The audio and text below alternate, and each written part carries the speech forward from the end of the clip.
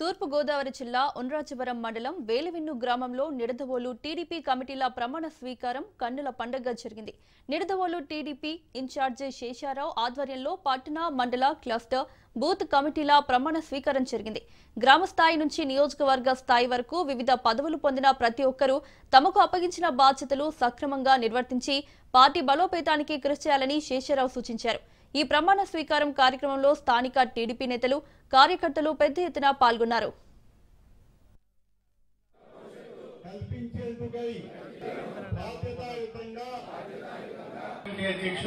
అందరికీ కూడా